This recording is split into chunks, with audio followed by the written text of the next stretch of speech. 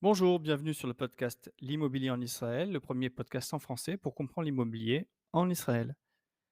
Aujourd'hui, je souhaiterais parler de la procédure d'obtention de crédit immobilier. Le crédit immobilier que nous appelons en Israël une mashkanta. Le mot mashkanta signifie en réalité une sorte d'hypothèque. Et comme le crédit immobilier est fondé sur justement l'hypothèque du bien acheté pour garantir le prêt obtenu, ce terme est utilisé de manière très courante. On dit en Israël mashkanta, sans parler vraiment de prêt immobilier. Alors, comment obtenir un prêt immobilier pour un projet d'acquisition? Je ne vais pas aujourd'hui rentrer dans le détail technique et précis de l'obtention de crédit, comment ça marche, parce que je pense que ça vaut la peine de faire un épisode complet, en échangeant avec soit une banque, c'est-à-dire le représentant d'une banque, une banquière ou un banquier, soit ce qu'on appelle un courtier en crédit immobilier, c'est-à-dire un prestataire qui va réaliser des la procédure d'obtention, ainsi que donner des conseils sur le montage ou sur la nature de ce prêt. Comme nous allons le voir rapidement aujourd'hui en tout cas, un prêt en Israël est composé de plusieurs prêts en réalité, chacun avec des conditions différentes en termes de termes, en termes de taux, en termes de risques. D'aujourd'hui, c'est d'expliquer dans quel ordre se font les choses et surtout comment coordonner de manière efficace cette procédure d'obtention avec le contrat d'acquisition qui sera signé entre les parties en présence des avocats est un contrat que j'appelle définitif.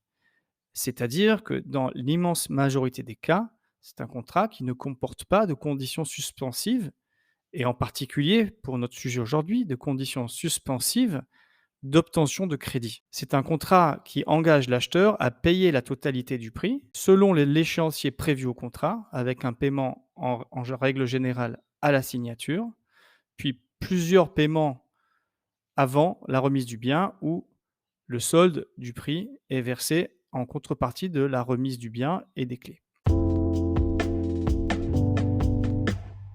La question est de savoir, pour un acquéreur qui souhaite ou qui doit prendre un crédit pour une partie du prix de l'appartement acquis, que ce soit un appartement de seconde main ou un appartement neuf, comment s'assurer de pouvoir signer le contrat définitif et d'obtenir les fonds à terme, lorsqu'ils me seront demandés, provenant du crédit immobilier, donc d'une banque. Pour cela, il faut comprendre d'abord une chose. Il existe ce qu'on appelle en hébreu un ishur ikroni, c'est-à-dire une sorte d'accord de principe, pour traduire les termes, qui est fourni par la banque à un acquéreur qui a pour projet d'acquérir un bien immobilier. Alors, comment obtenir ce qu'on appelle ce ishur ikroni? Bien sûr, comme toute demande de crédit, la banque va demander un certain nombre de documents. Ça va de pouvoir prouver ses revenus, des fiches de paye, un bilan annuel pour une société ou pour un indépendant, ainsi qu'une vérification globale de la capacité d'emprunt. On essaye de savoir quel est ce qu'on appelle les revenus disponibles après dépenses contraintes du foyer et on applique un ratio. Mais ce n'est pas l'objet aujourd'hui de cet épisode. Nous reviendrons là-dessus, quel est ce ratio et comment obtenir et combien obtenir selon certains revenus. Ce qui n'est d'ailleurs pas ma partie en particulier. En tous les cas, une fois que la banque s'est renseignée sur les emprunteurs, sur leurs revenus, sur leur situation, sur leur crédit en cours, sur leur immobilier existant notamment, pour ceux qui veulent changer d'appartement, c'est-à-dire acheter un appartement et vendre celui qu'ils ont en possession aujourd'hui. La banque va faire son calcul et va, on va dire, émettre un avis sur un montant empruntable. Ce montant peut correspondre au montant demandé, il peut être supérieur, il peut être inférieur. C'est une question aussi de décision des emprunteurs, évidemment. Une fois que ce montant est validé, on peut demander à la banque de fournir un document que j'appellerais officiel, même si pour le coup, il est soumis encore à certaines décisions de la banque, ce n'est pas un produit définitif. Et cet accord de principe va permettre de dire que oui, la banque est prête à donner un crédit à ce foyer ou à cette personne pour un montant de temps, souvent, enfin pas souvent, de manière on mentionne aussi le bien qui souhaite être acquis, mais évidemment, ce n'est pas une obtention de crédit définitive. Je m'explique. Fort de cet accord de principe, cela donne à l'acquéreur, on va dire, un accord alors qu'il a déjà acheté son bien, la banque est susceptible de lui accorder. Et c'est là justement qu'il faut bien comprendre les choses. Il est peu commun ou peu courant d'obtenir un crédit en bonne et due forme définitif avant de signer l'acquisition de l'appartement. En Israël, on va d'abord se renseigner auprès de la banque, on obtient cet accord de principe, puis on essaie de négocier l'appartement que nous souhaitons acheter, mais ce n'est qu'après la signature de ce contrat d'acquisition que les choses sérieuses commencent. Les choses sérieuses qui commencent, cela signifie que l'acquisition est déjà réalisée, les premiers fonds à la signature ont été versés par l'acquéreur, ces fonds proviennent en priorité de fonds propres, ce n'est que par la suite et pour compléter le montant manquant à l'acquéreur pour finaliser le paiement du prix en totalité, que la banque viendra donner des fonds. Le crédit vient compléter le prix.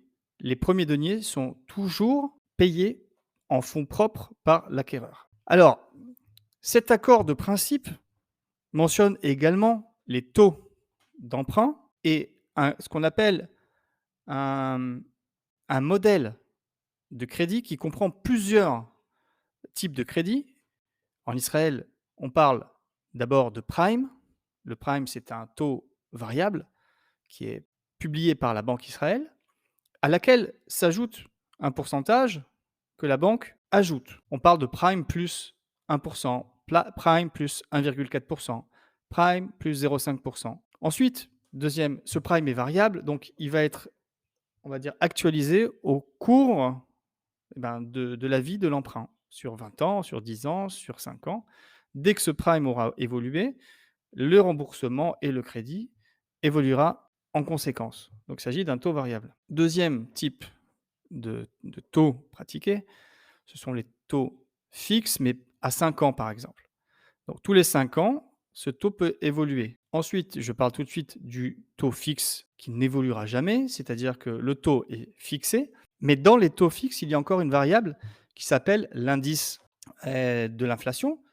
Et donc chaque taux fixe peut être lui-même indexé à l'inflation ou pas.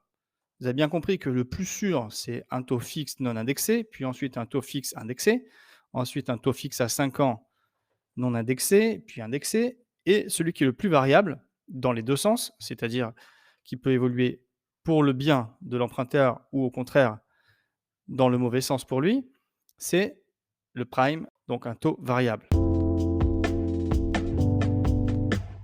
Je mentionne ici déjà une idée supplémentaire, c'est que selon le type de prêt et de taux, le remboursement anticipé de ce prêt entraînera ce qu'on appelle des knassot, c'est-à-dire le mot exact serait un peu des amendes, mais on va dire, un paiement pour solder le crédit en fonction de l'évolution du taux. Je ne pense pas qu'il soit nécessaire de rentrer dans le détail, mais sur le variable total, il n'y a pas, de knassot et sur les fixes, selon que lorsqu'on vient payer de manière anticipée le prêt, rembourser le prêt de manière anticipée, si par exemple on a vendu le bien, alors il faudra voir si le taux au jour du remboursement est supérieur ou inférieur à ce qui avait été emprunté au départ et en fonction de cela, s'il est inférieur par exemple, alors la banque va demander un delta. Tout ça pour dire que dans cet accord de principe figurera un crédit avec un montant de remboursement prévu. À ce stade-là, il faut absolument comprendre que la banque ne commence même pas à réfléchir ni à négocier le crédit qu'elle va octroyer à son client. Lorsqu'un client vient demander un issue chrony, donc un accord de principe, donc avant même de signer le contrat de vente, le contrat d'acquisition, la banque est dans une position plutôt passive. Bien sûr qu'elle est intéressée à donner ce document pour peut-être avoir un client emprunteur. Mais en tout cas, c'est pas la peine de déployer des efforts extraordinaires pour avoir, on va dire, une négociation, faire baisser les taux, trouver la meilleure formule. Parce qu'en fait, c'est, on va dire, la formule au pire qui peut être pratiquée par la banque si jamais on a besoin du crédit. La vraie négociation ne commence en réalité qu'après la signature d'acquisition. Nous passons maintenant donc à la deuxième phase. Un acheteur a obtenu son accord de crédit, il a trouvé l'appartement qu'il souhaite acheter, il a négocié, les avocats se sont mis d'accord, le contrat a été signé, il a son contrat en main, signé en bonne et due forme, et il a fait le premier paiement sur ses fonds propres. Mais disons par exemple que le deuxième paiement déjà demande une partie en crédit. Alors, fort de ce contrat signé définitif, il revient à sa banque qui lui avait donné son accord de principe, et là, la réelle négociation commence. La banque sait qu'il doit obtenir un crédit, qu'il n'est pas en train d'essayer de savoir ce qu'il peut emprunter, mais en fait, il n'est pas encore un acquéreur sérieux ni mûr. Elle sait déjà qu'une transaction a été réalisée et que maintenant, elle doit donner des conditions commerciales suffisantes pour que ce client soit intéressé à prendre le crédit chez eux. Et c'est là qu'il est intéressant de pouvoir comparer cette offre avec d'autres banques. On peut aller demander dans une autre banque une simulation sur la base d'un montant demandé, le même montant, et la banque concurrente va donner de son côté aussi, après avoir vérifié bien sûr la solvabilité et le profil des acquéreurs, le montant de l'acquisition, le montant du crédit prévu qui doit être, comme nous l'avons vu, pour les primo-accédants de 75 au maximum en crédit et pour les investisseurs de 50 maximum en crédit, le reste venant de fonds propres. Une fois que tout ça est vérifié et que donc le contrat a été signé, la négociation commence. Alors la négociation, c'est-à-dire, on se présente dans une banque et on présente notre projet. Une fois que les documents et le profil a été établi par la banque, elle va donner une simulation sur un modèle et aujourd'hui, je crois qu'il faut qu'elle donne 3 modèles de crédit avec du variable mélangé avec du fixe indexé, non indexé. Mais les choses se compliquent assez à ce niveau-là. Pour pouvoir comparer des offres, vous avez bien compris qu'il faut avoir le même crédit. Si nous modifions un élément, une variable du crédit, alors ce sera très difficile pour un novice ou pour un particulier de comparer les offres dans la banque, si elle donne 2 formules de crédit, et entre les banques avec leurs différentes formules de crédit. Ce que je veux dire par là, c'est qu'il faut absolument obtenir des crédits similaires pour savoir si la banque A peut mieux faire que la banque B. Une période de remboursement supérieure à la banque A, évidemment qu'elle aura un remboursement mensuel inférieur, mais ce n'est pas comparable. Emprunter sur 20 ans, ce n'est pas emprunter sur 22 ans. Ce qui fait que j'avais beaucoup de mal à comparer. J'ai dû insister énormément pour arriver à faire baisser les taux pratiqués. Elle est souvent extrêmement chère et donc une fois le contrat d'acquisition signé et qu'on vient vraiment négocier, on peut obtenir de meilleures conditions.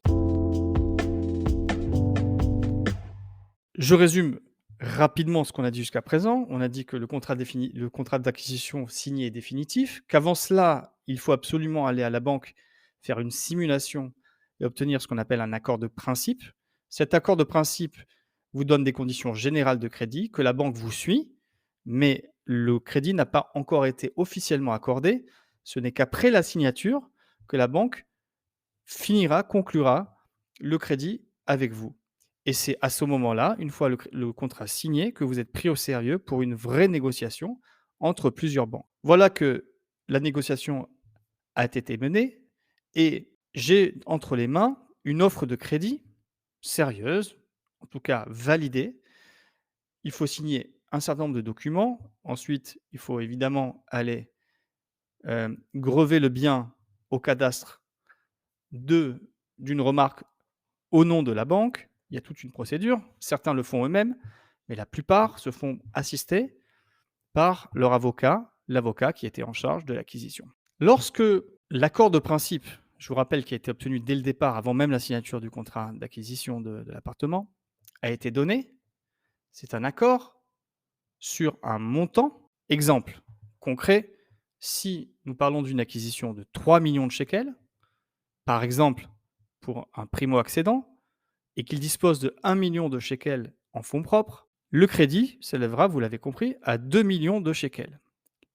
L'appartement à qui la banque a été sollicité pour un crédit de 2 millions, vous l'avez compris. Mais une fois le contrat signé, la banque va envoyer un expert immobilier dans l'appartement acquis qui aura pour mission de valoriser l'appartement en question. Alors pourquoi c'est important? Je dirais même essentiel. Parce que si la banque avait accepté sur le papier, dans l'accord de principe, de prêter 2 millions de shekels, c'était sur la base d'une valeur de 3 millions de shekels pour l'appartement. Donc, elle était prête à payer 2 tiers, à prêter 2 tiers. Ce qui est valable dans cet accord de principe, ce n'est pas le montant absolu du crédit de 2 millions. Donc, elle ne s'engage pas à prêter 2 millions, mais elle s'engage en réalité à prêter 2 tiers du prix de l'appartement. Et là est le point essentiel que je veux traiter maintenant.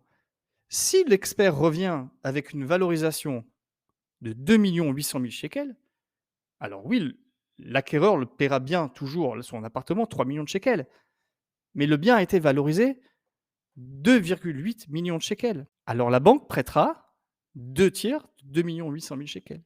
Et vous l'avez compris, le delta devra être amené, puisqu'il n'est pas amené par la banque, il devra être amené par l'acquéreur. Donc, il faut garder en tête que si l'expert de la banque valorise de manière inférieure le bien par rapport au prix qui figure dans le contrat, le delta devra être apporté par l'acquéreur. Si l'acquéreur est limité en fonds propres, il peut se retrouver en réelle difficulté.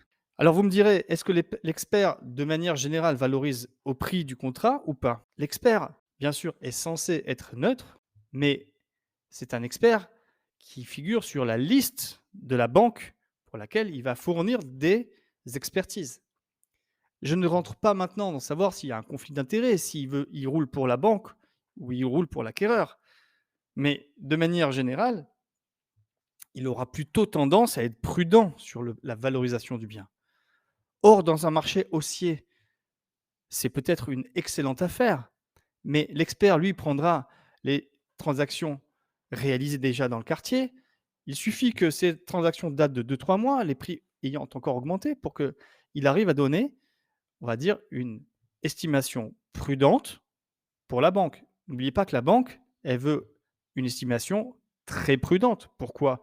Parce que si elle devait réaliser, c'est-à-dire vendre le bien en cas de manquement de l'emprunteur, elle veut savoir combien elle peut obtenir réellement sur le marché rapidement. Donc, il est très courant que l'estimation du bien soit inférieure au prix demandé. Et donc, il faut se préparer à cette éventualité et avoir en réserve le calcul du delta potentiel. Si nous prenons maintenant le cas d'un appartement de 3 millions de shekels, où 2 millions ont été demandés, disons au final que l'expert le valorise 2 700 000 shekels, donc 2 tiers de 2 700 000 shekels, c'est 1 800 000 shekels.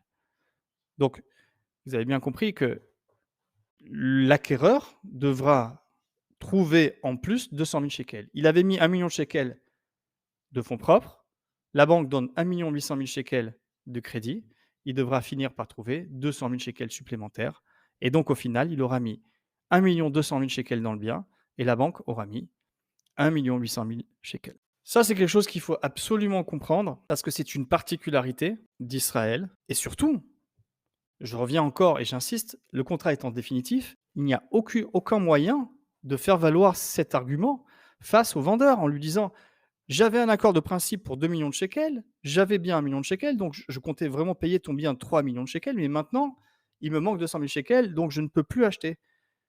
S'il ne peut plus acheter, s'il ne peut plus payer les 3 millions de shekels figurant au contrat, il est en manquement de contrat et donc s'expose à des pénalités très importantes, ce qui sont prévues au contrat par les avocats. Voilà ce que je souhaitais dire sur le processus d'obtention de crédit en Israël, avec une première phase, on va dire, commerciale, où on va demander des accords de principe pour savoir combien on peut emprunter.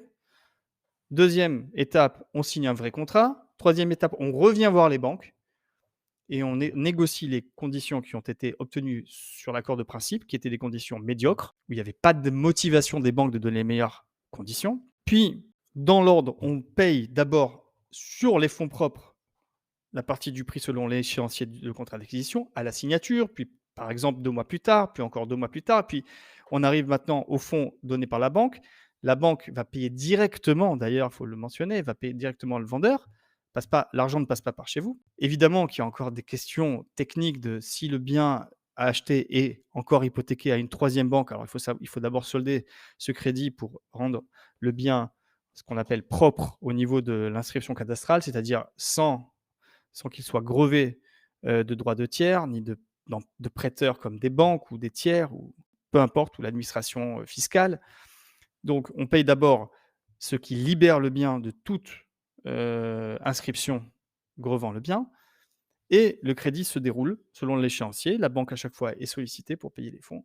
Mais si, comme nous l'avons dit, le bien a été estimé de manière inférieure au prix figurant dans le contrat d'acquisition, alors l'acquéreur complétera en fonds propres ce qu'il manque pour finaliser le paiement de la totalité du prix et recevoir l'appartement. Je profite tout de suite de cet épisode pour parler de la fonction et la mission de ce qu'on appelle les courtiers en crédit hypothécaire. C'est une profession qui, on va dire, gravite autour du monde de l'immobilier depuis déjà très longtemps, et il existe de vrais professionnels qui savent aider, assister les emprunteurs dans leur projet immobilier de A jusqu'à Z.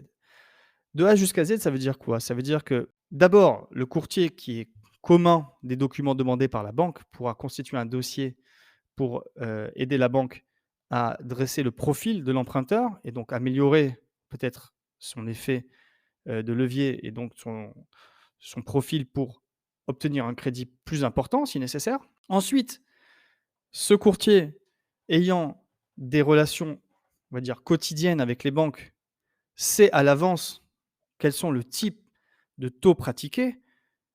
Et c'est-à-dire que lorsqu'un taux va être proposé, il saura tout de suite voir si c'est un taux qui est vraiment attractif ou si la banque peut faire mieux, si elle vient de faire mieux avec un autre client 2 semaines plus tôt. Donc il saura vous dire exactement si le crédit que la banque, vous octroie, ou s'il le fait lui-même, il pourra vous dire que c'est intéressant ou moins intéressant ou pas intéressant du tout. Troisième type de conseil que ce courtier en crédit peut vous donner, c'est la composition même du crédit.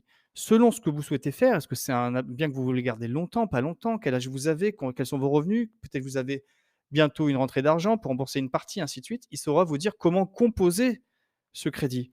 Combien en variable, combien en fixe à 5 ans, combien en fixe complètement, combien sera à mettre en fixe indexé sur l'inflation ou pas? Et de ce fait-là, vous imaginez que sur un crédit de 20 ans, lorsqu'on le calibre de manière correcte, on peut arriver à gagner des centaines de milliers de shekels, surtout quand les taux évoluent rapidement. Dans la plupart des cas, sauf à ce que vous soyez expert, vous ayez le temps de vous-même vous intéresser jusqu'au bout et à faire les allers-retours entre les banques, a priori, il est vraiment conseillé de faire appel à un courtier pour qu'il facilite la procédure, qu'il aille plus vite, qu'il sache vous donner les vraies conditions commerciales intéressantes, vous aider à choisir la banque et vous aider à choisir la formule du crédit dont vous avez réellement besoin pour l'acquisition de ce bien.